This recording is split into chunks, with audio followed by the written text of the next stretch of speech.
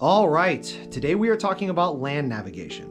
Recently, after seeing videos and community discussion surrounding the subject, I've noticed there is a lack of concise, all-encompassing instructionals pertaining to the tools, their sourcing, the skills, or methods to practice them when it comes to land navigation for the vast majority of people that are at step 1 with this skill. In this video, I'm hoping to provide that by sharing what I have been taught and how I apply it in practice so there can be more accessibility to a foundational skill set of knowing where you are, where you're going, and how to communicate that in an analog form. Land navigation is both a science and an art. As an imprecise being, you utilize a multitude of precise tools in an overlapping manner, hoping to cast an accurate line into the void. This begins with the map.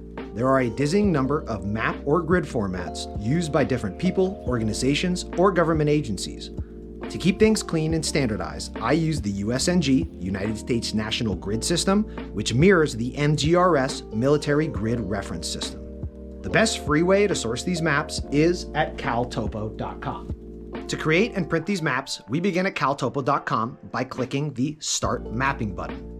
From here, input the location of the area in question and hit the print icon on the left side. This will open a page bringing up a red rectangle outlining your map area.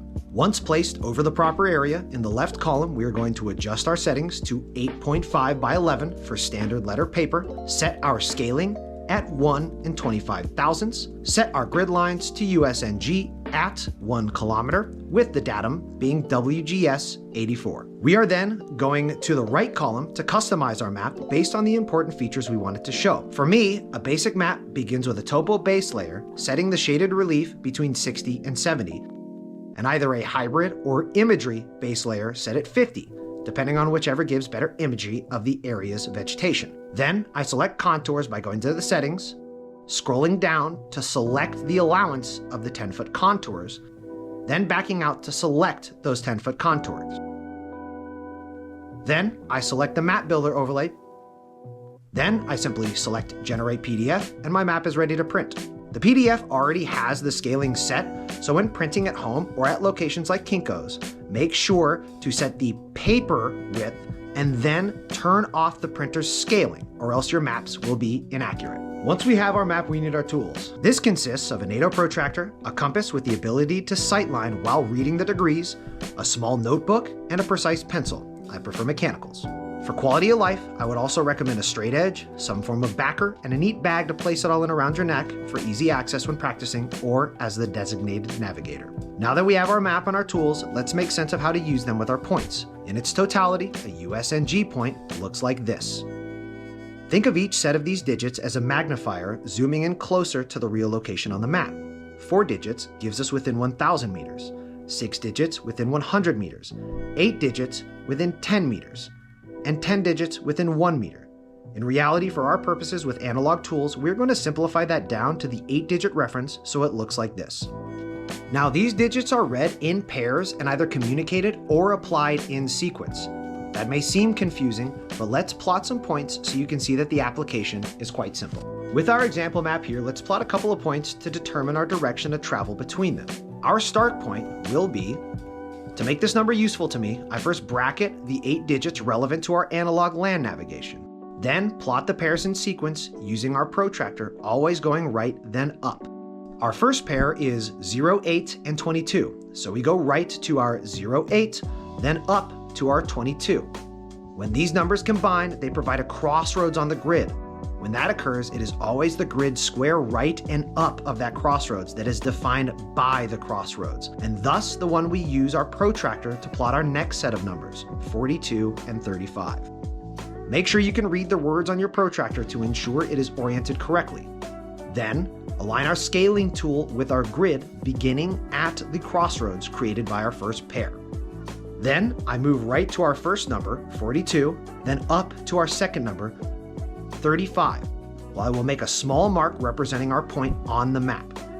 If you have a keen eye, you may have noticed me shifting my protractor to the right, 1 digit making that number 43 instead of 42. I did this because there is exactly 1 number's worth of plastic material between the indicator line and the plastic edge of the scale. This is a good example and a reminder to be precise when paying attention to your tools. 1 numerical line is 10 meters, and an additional 20 or 30 meters due to a sloppy mark or fat pen, while in a dense environment, you have now drastically reduced your chances of finding your point.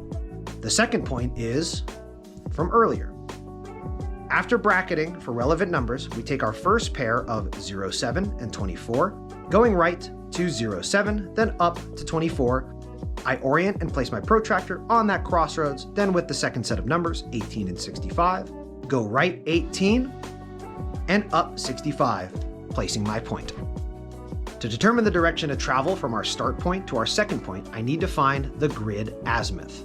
I do this by placing the center hole of my protractor over my start point, aligning it with the grids, then using a straight edge to evenly split the 2 points, and the internal number on the edge of the protractor reads 332, thus making my grid azimuth 332 degrees. Due to true geographic north, grid north, and magnetic north all being different and shifting over time, to make this degree accurate for travel with a compass, we must convert it to the magnetic azimuth. The conversion is simply listed in the bottom right-hand corner. This area of the world calls for a minus 14.1 degree offset, so we subtract 14.1 or go left on the compass dial from our grid azimuth, making our magnetic azimuth, or simply the degree to follow on your compass, 317.9 degrees. I can then use the protractor's tools to determine the distance so I can keep track with my pace count. In this instance, that is roughly 2,650 meters. This calculation can also be used in reverse to determine grid azimuths using your compass. While you can plot or be given numbers that have any span of distance between them to remain within the limits of accuracy for the analog and biological tools available, it is recommended to keep travel points under 400 meters. Now that we have our tools, our maps, and an understanding of using points with them, let's get out in the field and practice. For this, you will need all previous tools, a roll of caution tape, and a GPS to determine the points you're attempting to travel to. The free CalTopo app on your phone is sufficient. I use either the trailhead or an intersection as my start point. Using the GPS to obtain the point, I write it down in my notebook and begin down the trail for another 100 to 200 meters until I turn off in a random direction to walk another 50 to 100 meters.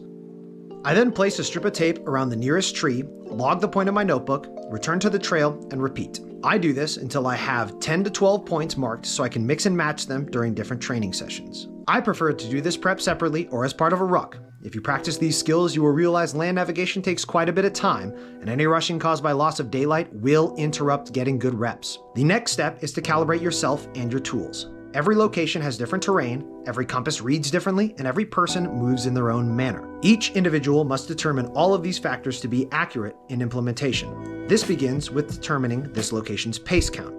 In the same terrain you will be traveling, use your GPS to determine 2 landmarks 100 meters apart and walk between them 3 times, each time counting how many times your lead foot falls. This will give you your average pace per 100 meters to reference for this terrain.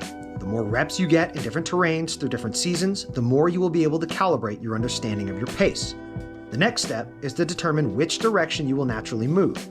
This is called drift. To discover yours, simply use the same 100-meter landmark as before, sight it with your compass to determine the degree, then, while only looking at your compass and moving to stay aligned with that degree, walk towards the point until the end of your pace count. Then look up.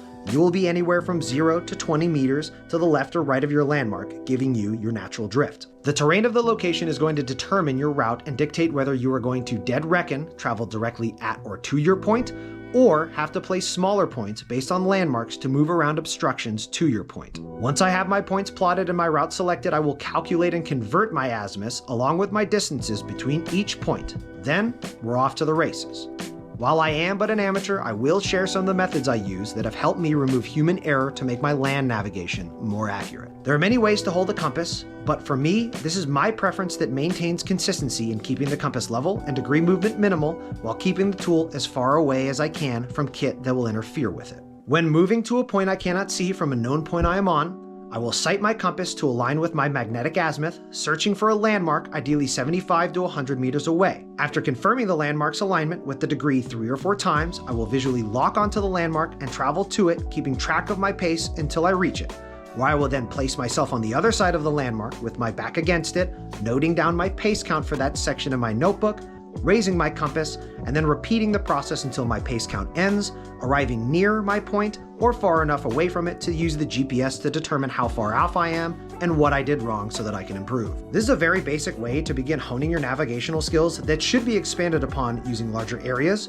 more difficult terrain, and incorporating more natural features. If you're looking to test yourself against others, there are shooting competitions that incorporate land navigation as a portion of the event, or if you're acting independently, a good trick I've learned from these competitions is to give each participant or person a log card and then place individualized stamps or cut out imprinting tools at each point so that you can compete amongst yourselves.